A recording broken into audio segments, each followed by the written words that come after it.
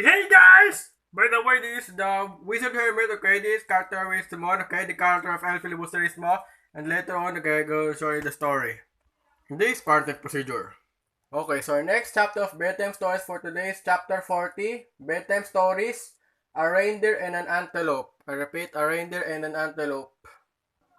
Once upon a time, in a far eastern dawn, there lived in a meadow of the racing contest. Okay? Okay, how to illustrate the meadow? Okay, this is we call dawn or meadow, okay? Wherein this meadow is called grass, okay? Those living grass are called meadow, okay? The animal, which is a reindeer and an antelope, deep in a strange contest. A reindeer is very humble in running. It keeps slow down in running for the obstacles, okay? Where the characters, reindeer and an antelope. And suddenly they're running, okay? Okay, so this is a reindeer and this is an antelope, okay? You will know the difference of the antelope if his body is, okay, the reindeer's body has no stripes only, okay, the polka dots. But for an antelope has only the stripes, okay? Suddenly also the faces, okay? Antelope has a stripes of this face, while this reindeer are not, okay? Then you will show the difference of this reindeer with the antlers, okay? Okay. The antlers of reindeer have many antlers, while this antelope has only one antler only. That's the difference of this animal. Wherein in this scenario, as they're already in the meadow, okay, reindeer and antelope now have the contest, and that is the running. Okay? Suddenly, okay, you will know that this running contest is the marathon racing, okay? Because said in the scenario, okay, a reindeer is very humble because, okay, he can slow down because, okay, you will know that there's obstacle will goes on through, so that the reindeer is keeping its body safe from harm, okay? So in order to keep safe, okay, you will see the obstacle so that to stop and running, and then for safety so that there is no pain, you will be lifted in your body too. That's it. That nobody or even the carnivorous body will eat it behind its back, okay?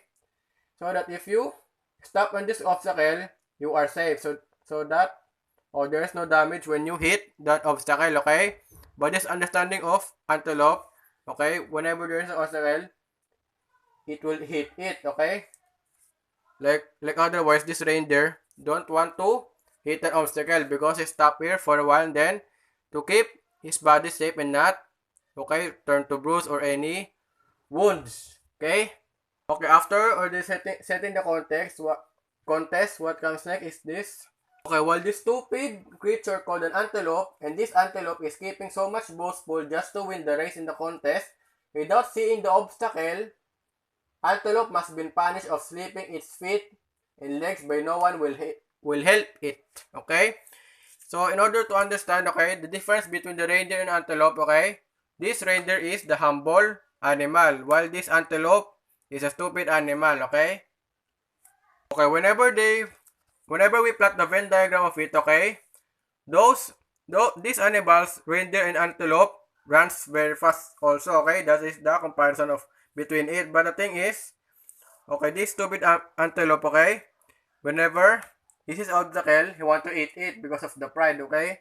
While this reindeer, because of humble, he don't want to hit an obstacle just for safety, that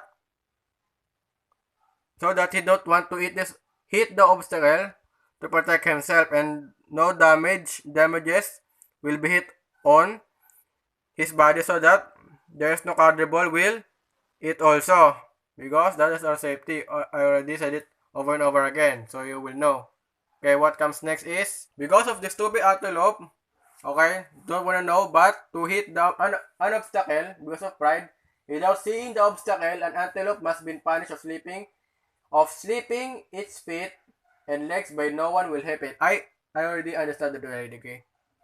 I already read it already. Because the antelope, if you hit the obstacle, I think the antelope will be slip. You already know what is the slip mean, okay? Okay, for example, in the skating board, okay, once you slip, you will okay, you will fail quickly without controlling yourself. That's why it will happen to antelope without seeing obstacle and then sleep. That's why he can't move because his body is wounded. That will happen when he hit the obstacle. That's the punishment, okay? What happens next is because only two animals is in the racing behind the meadow and now as it starts the battle competition, a reindeer and an antelope talk each other if they go to the finish line. Only the one animal must eat the grass, then nobody will eat it if you lose, okay? During the time procedure, Reindeer and Antelope already, okay, begin now the battle contest which is the marathon race. And whoever wins the marathon race, okay, one only must eat the grass, okay? So that to avoid the hunger. That's why this is the competition may lead to this reindeer, this antelope in the meadow because you already know that this place is meadow, and then there's the reindeer and there's antelope talking to each other. That who will win in the competition or the contest. Okay, as the marathon racing begin by the reindeer and antelope, okay, in the starting point, okay, they already talk first with another, okay, and then said, okay, a reindeer and an antelope talk to each other. If they go to the finish line, only the one animal must eat the grass, and then nobody will eat it if you lose. Okay, so the reindeer said, okay, get ready, set, go. You can't defeat me because your behavior is different like what you think from me, okay? Said by the reindeer, okay, there is different from the antelope. But instead for the antelope, he said, okay, you can't, and then also the reindeer also said, you can't win in seeing those obstacles you hit with. So antelope said, well, so be it. You never ever win this race because I am the faster animal than you. No matter I hit the obstacle, still I can win it with brave and pride. And for so many times of becoming curious what's happening all about, a reindeer and an antelope is just starting running a marathon to win the race in the meadow, okay? So in this case of point, okay, even a reindeer and an antelope reach the finish line, okay? Okay? Whether the reindeer of an antelope win, okay? They are the first who will eat the food, which is the grass, okay? And or the plants, okay? What comes next now? After they ready, finish the conversation, they already, okay, going into this race. Also, I forgot, okay? Antelope also said that, and because of the humble manners, you can't win the race in not seeing the obstacle. The way you step out, so that no traps of creatures may feed or eat you by another strange creature. But the thing is, Antelope didn't worry about the cause and effect, and still want to run and gallop in another race to win. One night long, at 6 p.m., a reindeer begins to take a rest for a while when Antelope is still not taking a sleep, okay? So in the scenario after already, in the morning, they already going into the race, and when it reaches already the 6 p.m., okay, it's already the night. Okay, so when the night already came along, okay, this is the moon, and then this is the darkest stars, okay? Okay, when already night, okay, at 6 p.m., okay, the reindeer slept. I think the reindeer slept against the tree, okay, and then suddenly, because of pride, okay, an antelope is never been so useful and still wanted to win the race. But the sudden changes happen. There is an obstacle. The antelope hit the obstacle. That's why. What happens next? And still an antelope is racing so that a reindeer will never eat the grass. Only an antelope. Okay, because of pride, overuse of pride. That's why. Okay, only the antelope win who eats this kind of plant, and not the reindeer who is less in the forest.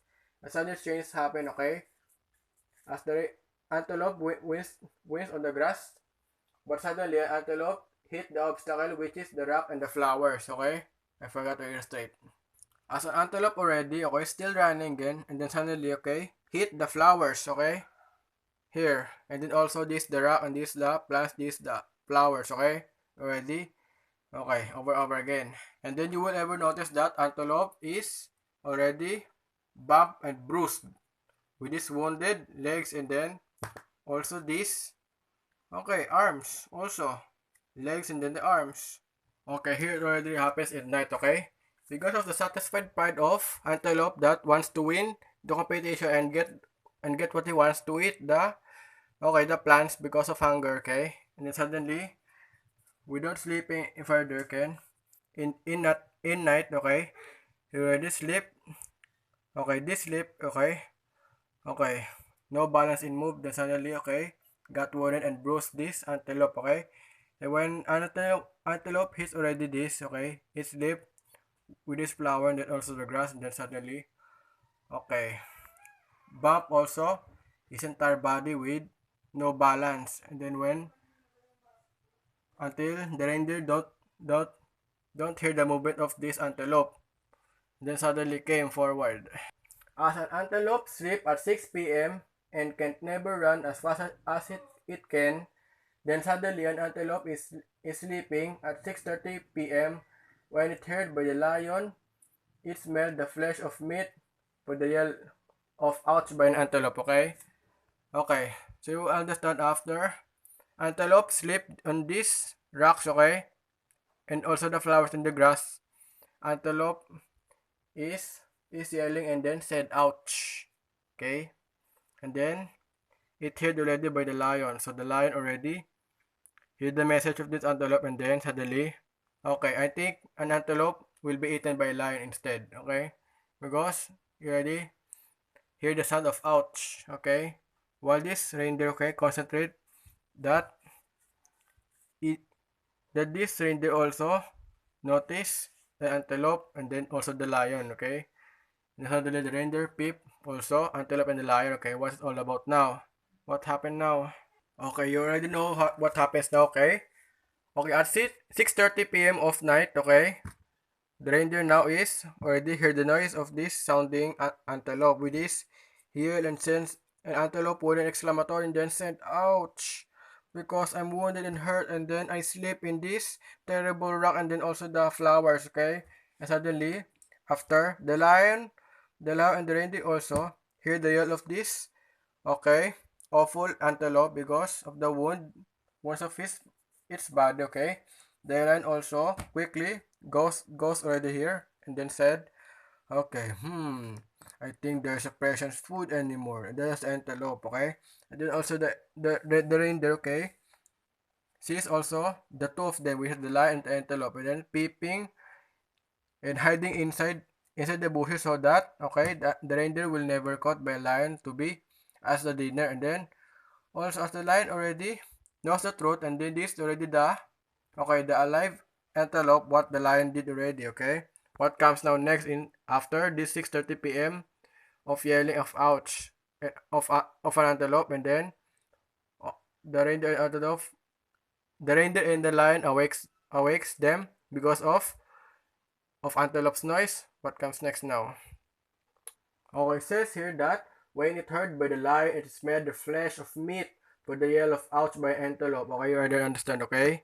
The lion already smells that this antelope already is a meat because the lion heard the noise of ouch of this antelope. And that is the time the lion sees an antelope and eaten alive without calling a help.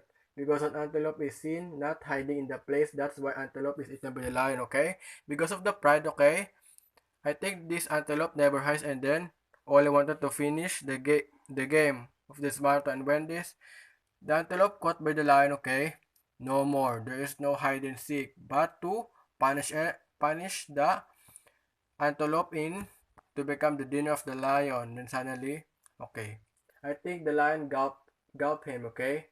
That is, when a reindeer heard the sound of a lion and hides in the bushes, so that when the lion is finished eating an antelope, okay, the lion reindeer is strictly hide until the lion already is an antelope, and then for the fear, okay, the reindeer still hiding, okay, after the lion, okay, must escape this place, so that the reindeer must save already to go there and then finish the marathon racing, and then don't wonder to help an antelope because in this scenario, it is already eaten by the lion, okay? You already know the truth. Because of consequence of pride, that's why. Okay?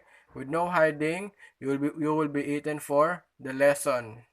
Okay, in this story, as the lion already eaten an antelope in 7 p.m., okay? This reindeer, okay? Hiding again, and then, so, unfortunately, okay?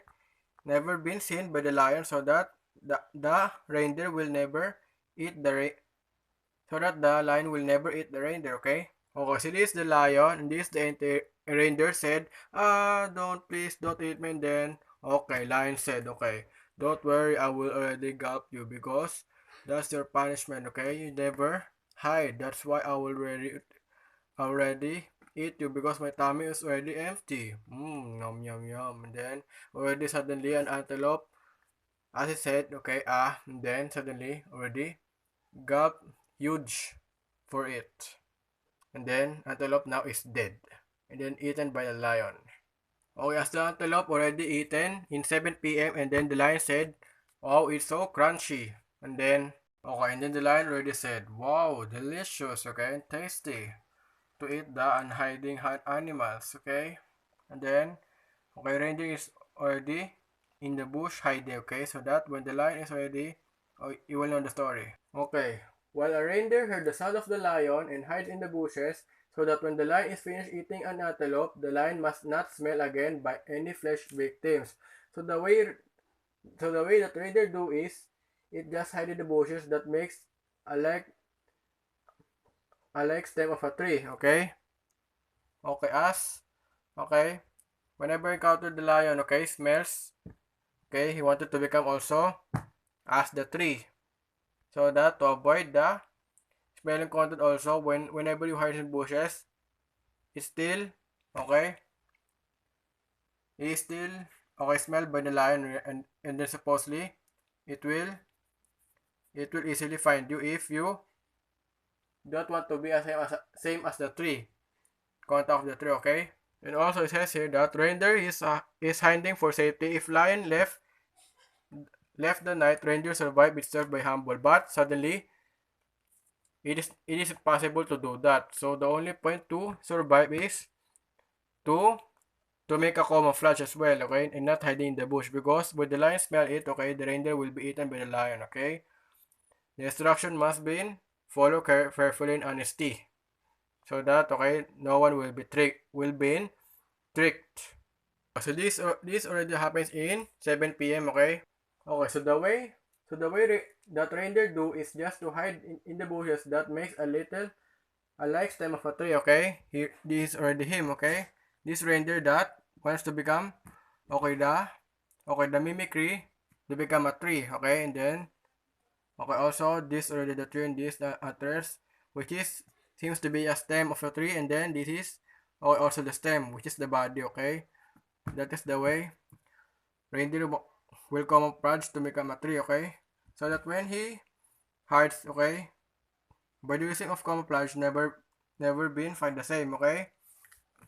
And when the lion and when the lion thinks that in the bushes, okay, this is already the bushes, as he saw, okay, I think no one is there. I need to left this meadow because it's already 7 p.m. already. As the lion said, okay, at 7 p.m. and no one is there in the bushes, he's hiding, okay?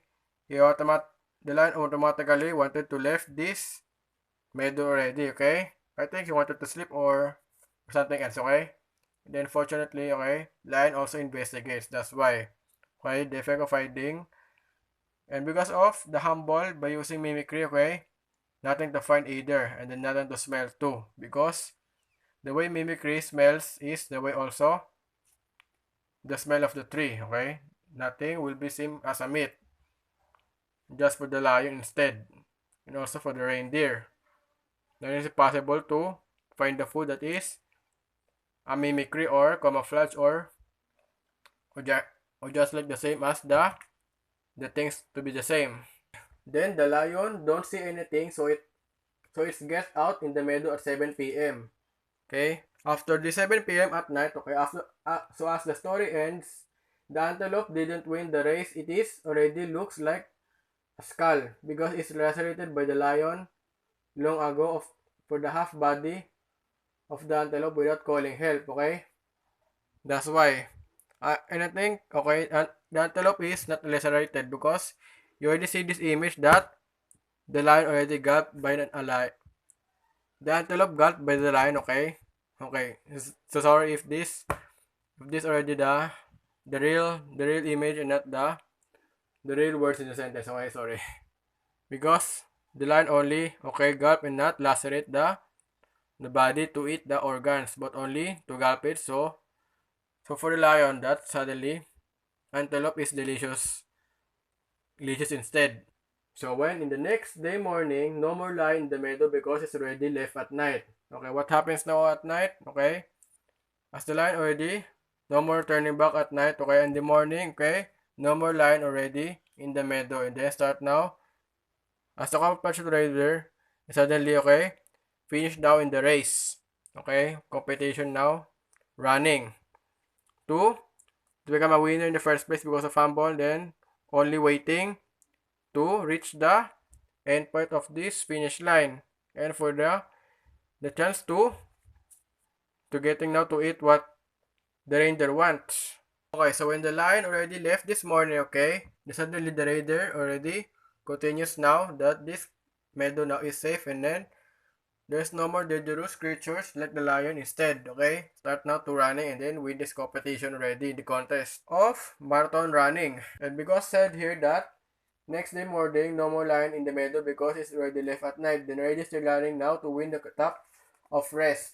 Top of rest therefore is already 5 meters beyond, okay? After reindeer now, okay, after finish camouflage, okay, start now running, okay? Until he reach the final destination. As already when they wake up or when the reindeer already, okay, runs now in this marathon, okay, this reindeer, he run now into the toughest part. Okay, the reindeer already sees the finish line here, okay, and then, okay, as the reindeer already finally made it to win the competition of the finish line, what's next? And because reindeer already, okay, sees the obstacle very well, okay, he never hit it, okay. As the thing he figured out, okay, this reindeer, okay, is starting to jump to reach the finish line, okay? Okay, I will give you an example. Okay, so what the thing the reindeer do, okay? He sees already the obstacle, which is the rock, and then these flowers too. Also the grass, same as the, okay, antelope, hit it a while ago, and then suddenly the reindeer now already jumped across of it to the finish line, okay? Because the way the reindeer do is to jump so that he can win, okay? And not the pride of the antelope who is died and because of the wound, okay? And the number is the obstacle, and then already hit 4, okay? And then eaten. As reindeer now already gallop along the way into the finish line, okay? The reindeer smile for humble, okay? He jump. Okay, the reindeer already, okay, finally won in the finish line, okay? Suddenly wanted to eat now. Okay, so it says here that reindeer wins. Okay, what happens next is that, okay, it is so easy to the reindeer to win the race without calling for help. Then until the 0 meter is already takes into the finish line, okay? This is the 0 meter, that's finish line. Where reindeer can find the many foods of grasses and the reindeer names this grass with a pond called nesting grounds, okay? You know the story of the dinosaur, okay? Where their paradise praised this called the nesting grounds, okay? I'm nestling grounds, okay? That is what the reindeer named this place because he already find the wonderful and then the humble place because he already wins without trouble in this competition because of thinking very well to see the obstacle, then also to save his own life, okay, by jumping, okay. Okay, for example, this already know the reindeer then, and when he already made on top, okay, he sees already the pond, and that means, okay, there is no already the strange creature will eat the reindeer alive because this place already is not the dangerous place again. And then because of the pond, okay, the reindeer renamed this pond called the nestling grounds, okay? You know the story of the dinosaur? That is called the nestling grounds. Okay, reindeer don't meet another pride animal like an antelope killed by the lion that time anymore. So that, and now, sorry. A reindeer brought peace and taking a deep breath, then the reindeer is called survival of the fittest because the reindeer is only the most surviving animal in this world, okay, of the jungle, okay? That, I mean in the meadow, okay? Because of pride, okay? Because of humble, I mean, okay? The reindeer escaped to the dangerous animal called the lion, okay? Because of camouflage and, okay, that is the survival of the fittest, wherein the camouflage never eats you and harms you by the smelling of this. Because once the same as the thing that smells, okay? That's why, and that is the tree, okay? Instead that, okay? The reindeer is doing the camouflage, and that is the ending of the story, okay? He is the, oh, okay.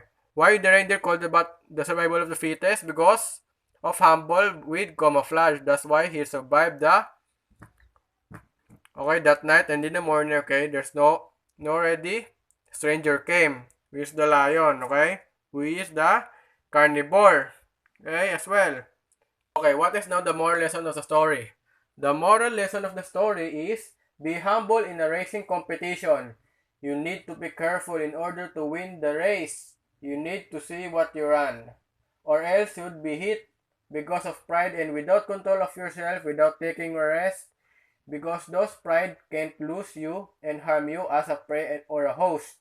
Be humble also when you hear the sound. Don't escape. You need to hide to survive. So as the next day, no more danger will beat you in the side of a race, okay? Moral lesson is that don't beat the contrary or else, okay, you will also lose, okay? That's the moral lesson of story that, okay, in order to win the race, okay, you must hide, okay? So that the stranger will never go to and beat you to lose. Okay, that's the moral. And that also the story of the, okay, the hare and the turtle. But this not the, suppose the reindeer is a turtle, okay? But this only the story of the hiding, okay? In survival, that's why it's called the survival of fittest. Okay, hope you understand more and more, and then hope the instruments you will learn, okay? And then as the reindeer already goes to the nesting grounds, I think he already eat some more plants because he already hungry and started now to eat. Okay, that's the new story, okay? Hope you like it then. See you again next chapter of Beta Stories then. Okay, good afternoon and good night. Oh yes, because you already see the dark place around. Whoo! Oh yes.